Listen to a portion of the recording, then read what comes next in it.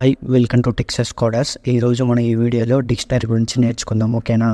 Dictionary ఎందుకు use చేస్తామంటే ఒక కీ వాల్యూ పేరుని స్టోర్ చేయడం కోసం మనం డిక్షనరీని యూజ్ చేస్తామంటే ప్లేసింగ్ ఏ కీ వాల్యూ పేరు inside curly bracket separate with comma, అంటే ఈచ్ అండ్ ఎవ్రీ కీ వాల్యూని మనం కామా తోటి సపరేట్ చేస్తాం అనమాట.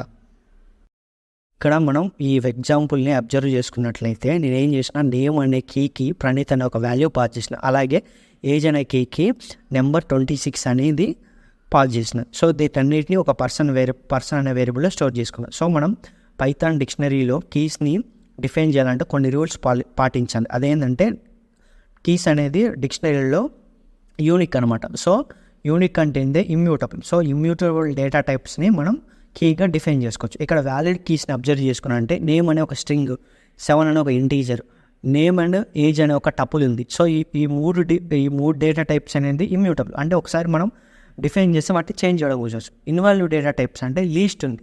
సో లీస్ట్ అనేది చేంజబుల్. సో ఈ లీస్ట్ని పైథాన్ డిక్షనరీ కీవర్డ్గా మనం యూజ్ చేయలేము అనమాట.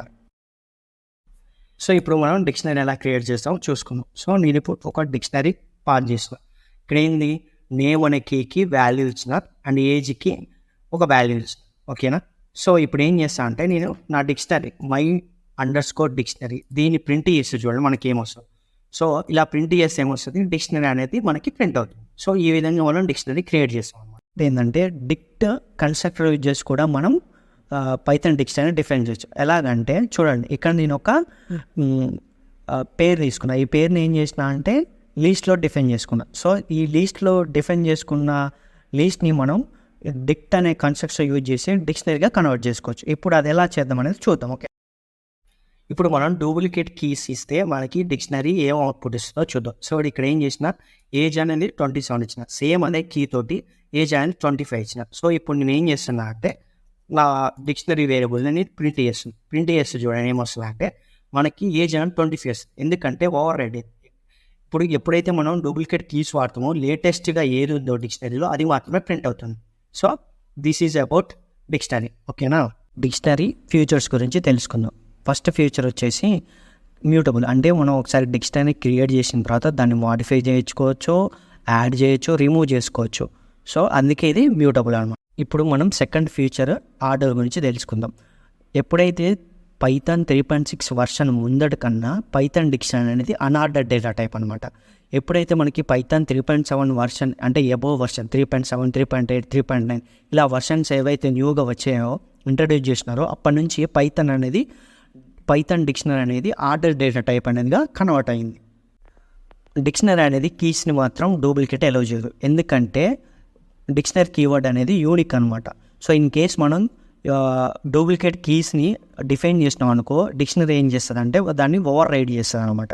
సో మనం కీస్ మాత్రం ఎప్పటికీ మనం డూప్లికేట్ కీస్ని మాత్రం యూజ్ చేయలేము. కాకపోతే డూప్లికేట్ వాల్యూస్ని మనం ఎన్నైనా డిఫైన్ చేసుకోవచ్చు. డిక్షనరీలో ఏం చేస్తుందంటే ఈ లిస్ట్ ఆఫ్ పేరుని డిక్షనరీ కన్స్ట్రక్టర్ యూజ్ చేసి డిక్షనరీ ఎలా క్రియేట్ చేస్తామనేది చూద్దాం. ఓకేనా? సో ఈ టెక్స్ట్ అనే వేరియబుల్కి డిక్ట్ కన్స్ట్రక్టర్ని పెట్టి ఆ పేర్స్ని ఇక్కడ పాస్ చేస్తుంది. సో పాస్ చేస్తే చూడండి ఈ లిస్ట్ కాస్త డిక్షనరీగా కావట్లేదు. సో డిక్షనరీ చేసుకొని అయితే డిక్షనరీ కావచ్చు. ఇలా లిస్ట్ని కానీ టపుల్ కానీ ఇలా డిక్ట్ కన్స్ట్రక్టర్ యూజ్ చేసి మనం డిక్షనరీగా క్రియేట్ చేసుకోవచ్చు. ఇప్పుడు మనం డిక్షనరీని ఎలా యాక్సెస్ చేద్దామో చూద్దాం. ఓకేనా? ఇప్పుడు ఏం చేద్దాం, నేను ఒక డిక్షనరీ పాస్ చేసుకున్నాను. ఈ డిక్షనరీ పాస్ చేసుకుని ఇప్పుడు నేను ఏం చేయాలంటే డిక్షనరీ యాక్సెస్ చేసుకోవాలన్నమాట. డిక్షనరీ యాక్సెస్ చేయాలంటే డైరెక్ట్గా మనం కీని పాస్ చేస్తే వాల్యూ వస్తాయి, అంటే కీస్ తోటి మనం డిక్షనరీని యాక్సెస్ చేసుకోవచ్చు అనమాట. ఇప్పుడు నేను నా డిక్షనరీ డిఫైన్ చేసుకొని నా కీని విత్ ఇన్ ద స్క్వేర్ బ్రాకెట్స్లో నేను నా కీని డిఫైన్ చేసుకోను. సో ఇప్పుడు నేను ఇప్పుడే ప్రింట్ చేస్తే ఏమొస్తుంది, ప్రణీత్ అని వస్తుంది. ఎందుకంటే నేమ్ అనే కీకి వాల్యూ ప్రణీత్ అనేది అసోసియేట్ అయింది కాబట్టి ఇది మనకు వచ్చింది. ఇన్ కేసు దీన్ని మనం ఇలా కూడా మనం వేరియబుల్లో స్టోర్ చేసి కూడా మనం దీన్ని ప్రింట్ చేసుకోవచ్చు. నేను ఎక్స్ అనే వేరియబుల్లో స్టోర్ చేసుకొని ఇప్పుడు నేను ఎక్స్ని ప్రింట్ చేస్తే చూడండి నాకు ప్రణీత్ అని వస్తుంది. ఓకేనా? అర్థమైందా? సో ప్రణీత్ అని వచ్చింది. ఇన్ కేసు నేను ఏం చేస్తున్నా అంటే ఇక్కడ లేని కీ పాస్ చేస్తున్నా. ఇక్కడ ఏంది, యాడ్ అనేది ఒక కీ లేదు. సో లేని కీ పాస్ చేసినప్పుడు ఏమొస్తుందో చూడండి. ఇన్ కేస్ మనం దేని కీని పాస్ చేస్తే ఏమొస్తుంది అంటే కీ ఎర్రర్ వస్తుంది. కీ ఎర్రర్ ఎందుకంటే మనం డిఫైన్ చేసిన డిక్షనరీలో ఈ కీ లేదు కాబట్టి కీ ఎర్రర్ వస్తుంది. సో ఇలా రాకుండా చేయాలంటే మనకి డిక్షనరీ ఇంకో మెథడ్ ఉంది, అదేంటంటే గెట్ మెథడ్ అన్నమాట. సో నేను సేమ్ డిక్షనరీ తీసుకొని ఇప్పుడు ఏం చేస్తున్నా మై డిక్ట్ డాట్ గెట్, ఇక్కడ గెట్ ఏం చేస్తున్నా నేను ఏజ్ని నేను గెట్ చేయాలి. అప్పుడు ఏమొస్తుంది, సో నా ఏజ్ వచ్చి 27 అని వచ్చి ప్రింట్ అయింది. సో ఇన్ కేసు నేను వేరే లేనిది ఇస్తున్నా, ఓకేనా. సో నేను ఏం చేస్తున్నా అంటే సేమ్ ఇదే డిక్షనరీ తీసుకున్నా, ఓకేనా. సో ఈ డిక్షనరీ తీసుకొని రన్ చేసా. సో ఇప్పుడు నేను ఏం చేస్తున్నా అంటే ఇక్కడ x equal to 1 second copy చేసుకున్నా, x equal to dot get, ఇక్కడ నేను ఏం పాస్ చేస్తున్నా యాడ్ అని పాస్ చేస్తున్నా. ఇప్పుడు యాడ్ అని పాస్ చేసినప్పుడు ఏమొస్తుందో చూడండి. సో ఇప్పుడు నేను ప్రింట్ ఎక్స్ చేస్తున్నా, వేరియబుల్లో స్టోర్ చేసుకున్నాను, ఆ వేరియబుల్ని ప్రింట్ చేస్తే మనకి నన్ వస్తుంది. ఎందుకంటే ఈ గెట్ మెథడ్ యూజ్ చేస్తే మనకి నన్ వస్తుంది, ఎందుకంటే ఇక్కడ ఇది లేదని మనకి చెప్తుంది. ఇన్ కేసు నీకు ప్రాపర్గా నీకు మెసేజ్ నువ్వు చూసుకోవాలంటే మనం ఇలా కూడా చేసుకోవచ్చు. ఎలా అంటే వై ఈక్వల్ టు, సో దీన్ని నేను కాపీ చేస్తున్నా, సేమ్ మెథడ్ కాపీ చేసి ఇక్కడ నేను ఏం చేస్తున్నా గెట్ అనేది 2 పారామీటర్ని ఎక్స్పెక్ట్ చేస్తాను. ఇంకోటి మనం డిఫాల్ట్గా నువ్వు ఏదైతే ఒక మెసేజ్ చూడాలనుకున్నా ఆ మెసేజ్ పాస్ చేసుకోవచ్చు. నేనేం చేస్తున్నా కీ ఈజ్ నాట్ దేర్ అని నేను ఒక మెసేజ్ ఇచ్చుకున్నాను. సో ఇప్పుడు నేను వైని ప్రింట్ చేస్తే ఏమొస్తుందో చూడండి.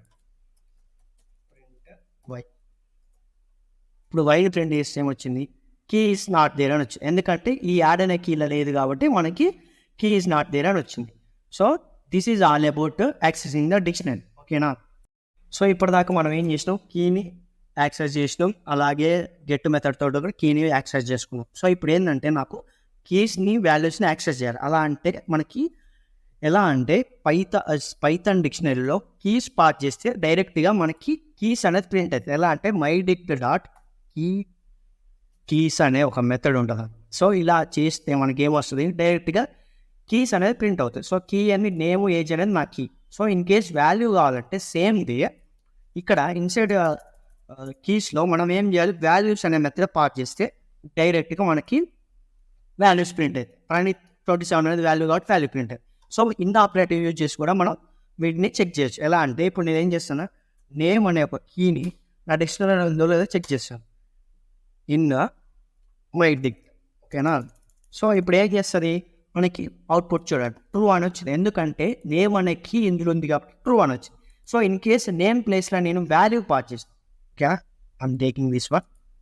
సో నేమ్ ప్లేస్లో వాల్యూ పాస్ చేస్తే ఏమవుతుంది చూడండి, వాల్యూ పాస్ చేస్తే ఏమొచ్చింది, ఫాల్స్ అని వచ్చింది. ఎందుకంటే ఈ ఇన్ అనేది మాత్రం కీస్కి డైరెక్ట్గా మనకి వచ్చేస్తుంది. సో ఇన్ కేస్ వాల్యూని కూడా చెక్ చేయాలంటే ఏం లేదు, సింపుల్ పైన చెప్పిన విధంగా వాల్యూస్ అనే దాన్ని మనం పాస్ చేయాలి. డిక్ట్ డాట్ వాల్యూస్ అని పాస్ చేస్తే చూడండి మనకి ఏమొస్తుంది, ట్రూ అని వస్తుంది. సో ఈ విధంగా వాల్యూస్ని కీస్ని కూడా మనం ప్రింట్ చేసుకోవచ్చు. This is all about the accessing the dictionary అనమాట, ఓకేనా. మనం డిక్షనరీ ఐటమ్స్ని ఎలా చేంజ్ చేయాలి, ఎలా యాడ్ చేయాలో చూద్దాం. ఇప్పుడు మనం డిక్షనరీ ఐటమ్స్ని ఎలా చేంజ్ చేసుకోవచ్చు, ఎలా యాడ్ చేసుకోవచ్చు చూసుకుందాం. మనం ఈ ఒక ఎగ్జాంపుల్ తీసుకుందాం. సో ఇప్పుడు నేను ఏం చేస్తానంటే నా ఏజ్ని నేను అప్డేట్ చేయాలనుకుంటున్నాను. సో ఇప్పుడు ఏం చేస్తాను, చేంజ్ చేయాలనుకుంటున్నాను. అప్పుడు ఏం చేస్తున్నా age my డిక్ట్ of age, so నేను 25 అప్డేట్ చేయాలి. సో ఇప్పుడు ఏం చేస్తుంది, ఏజ్ అనే కీ ఉంది కాబట్టి ఆటోమేటిక్గా ఇది 25గా నా ఏజ్ 25గా ఇది అప్డేట్ చేసి మనకి డిక్షనరీ ప్రింట్ చేసి. సో ఇన్ కేసు ఇప్పుడు చూడండి నేను ఏం చేస్తున్నాను అంటే సేమ్ మై డిక్ట్ అనే వేరియబుల్కి ఈ లాంగ్వేజ్ అనేది ఒక కీ వాల్యూ పేరు పంపిస్తున్నాను, ఓకేనా. పంపిస్తే ఇక్కడ ఏం జరుగుతుందంటే ఫస్ట్ ఏం చేస్తుందంటే ఈ లాంగ్వేజ్ అనే కీ అనేది ఒరిజినల్ డిక్షనరీ ఉందా లేదా చెక్ చేస్తుంది. ఇన్ కేస్ లేకపోతే ఇది ఏం చేస్తుందంటే కొత్త న్యూ వాల్యూ పేరుగా దీన్ని ట్రీట్ చేసి నా ఒరిజినల్ డిక్షనరీకి న్యూ వాల్యూ పేరుని యాడ్ చేస్తాను. సో ఇప్పుడు నేను మై డిక్షనరీ ప్రింట్ చేస్తే చూడండి మనకి కొత్తగా లాంగ్వేజ్ పైథాన్ అనే కీ వాల్యూ పేరు ఒరిజినల్ డిక్షనరీకి యాడ్ అయ్యి మనకి డిక్షనరీ ప్రింట్ చేస్తుంది, ఓకేనా. ఇప్పుడు మల్టిపుల్ వాల్యూస్ని ఎలా అప్డేట్ చేయాలో చూద్దాం. సో మనకి మల్టిపుల్ వాల్యూస్ అప్డేట్ చేయడానికి పైథాన్ డిక్షనరీలో అప్డేట్ మెథడ్ ఉంది. ఈ అప్డేట్ మెథడ్ అనేది ఏం చేస్తుందంటే ఓన్లీ ఇటరబుల్ ఐటమ్స్ మాత్రమే ఇది యాక్సెప్ట్ చేస్తుంది. సో ఇప్పుడు నేను ఏం చేస్తున్నా, ఇది నా డిక్షనరీ, ఈ డిక్షనరీ నేను అప్డేట్ చేయాలనుకుంటున్నాను. సో ఇప్పుడు నేను మై డిక్టర్ డాట్ అప్డేట్ ఇప్పుడు నేను ఏం చేయాలనుకున్నా, ఏజ్ని సిటీని నేను అప్డేట్ చేయాలను. ఏజ్ వచ్చి 30 అండ్ సిటీ వచ్చేసి బిఎల్ఆర్ అని పెట్టాను. ఓకేనా, బిఎల్ఆర్. సో ఇప్పుడు మనం మై డిక్ట్ని ప్రింట్ చేస్తే చూడండి మనకి అప్డేట్ అయ్యి వస్తుంది. చూసినా అప్డేట్ అయ్యి వచ్చి. సో ఇప్పుడు లిస్ట్ తీసుకుందాం. ఈ ప్లేస్ సేమ్ డాట్ అప్డేట్ లిస్ట్లా నేను నేమ్ వచ్చేసి పత్తను పెట్టుకున్నా. ఓకేనా, పంత.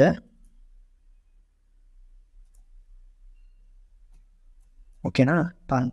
నెక్స్ట్ వచ్చేసి ఏజ్ వచ్చేసి 20 అని పెట్టుకున్నా. సో 20 అని పెట్టుకున్నావా. సో ఇప్పుడు మై డిక్ట్ని మనం అప్డేట్ చేసాం.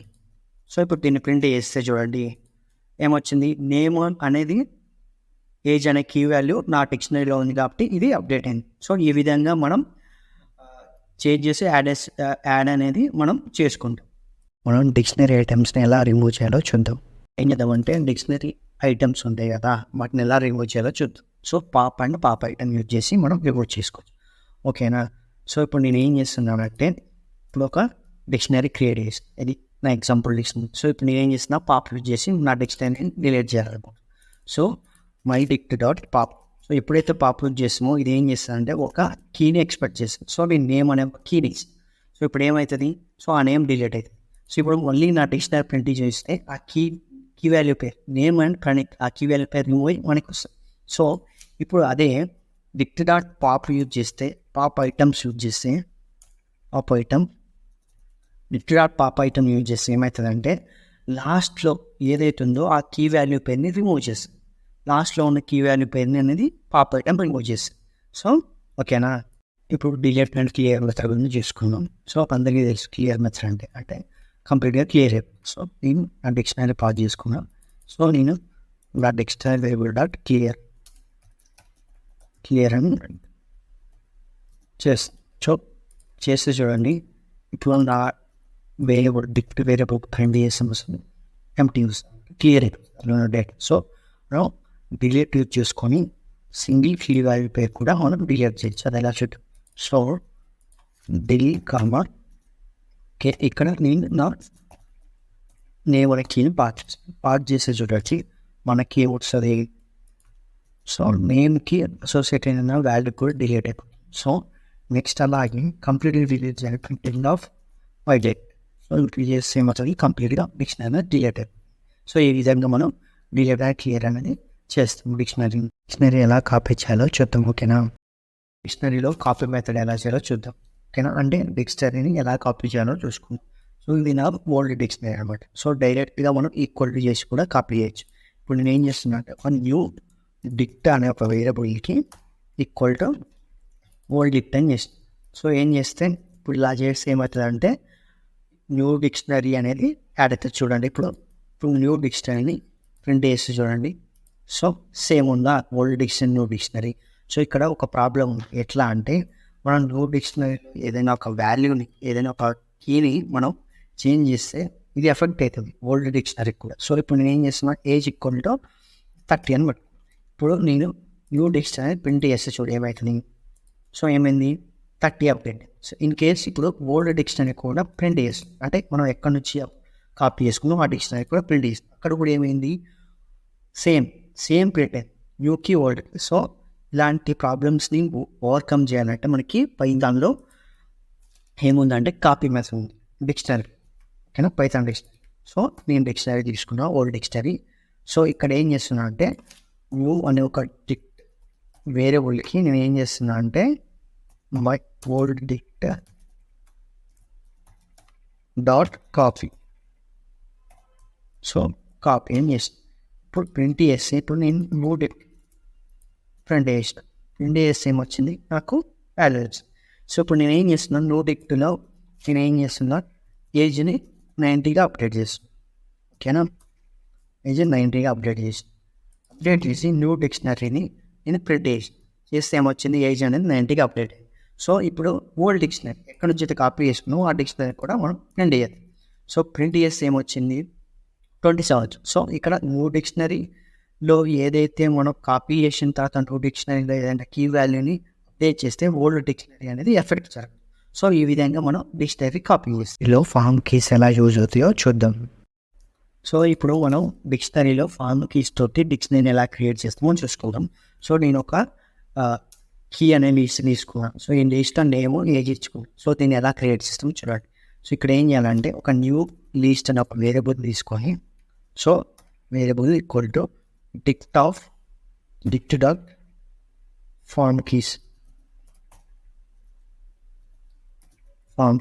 ఇక్కడ ఏం చేస్తున్నా దీనికి క్రియేట్ చేయాలి. సో అవన్నీ ఇక్కడ పాస్ చేయాలి. సో ఇప్పుడు మనం రన్ చేస్తే చూడండి, ఇప్పుడు ఎలా వస్తుందంటే డిక్షనరీ ఇక్కడ కీ వాల్యూ ఓన్లీ కీ ఉంది, వాల్యూ లేదు కాబట్టి ఆటోమేటిక్గా వాల్యూ అనేది నన్ను వస్తుంది. ఇన్ కేస్ మనం వాల్యూ యాడ్ చేయాలంటే నేను x=0 తీసుకోండి. ఓకేనా, 0 తీసుకొని ఇప్పుడు నేను ఏం చేస్తున్నా సేమ్ ఇదే కాపీ చేసుకొని, సో ఇక్కడ ఏం చేస్తున్నా ఈ లిస్ట్ అంటే కీస్ తర్వాత ఒక వాల్యూని పాస్ చేస్తే మనకి ఏమొస్తుంది చూడండి, 0 యాక్చువల్లీ కామన్ ఇయర్. సో ఇప్పుడు మనం పాస్ చేస్తే చూడండి ఏమొస్తుంది అంటే ఈచ్ అండ్ ఎవ్రీ కీకి 0 అనేది వాల్యూగా క్రియేట్ అవుతుంది. So this is all about dictionary అండి. Thanks for watching. If you any doubt please comment section. Thanks for watching. Take care.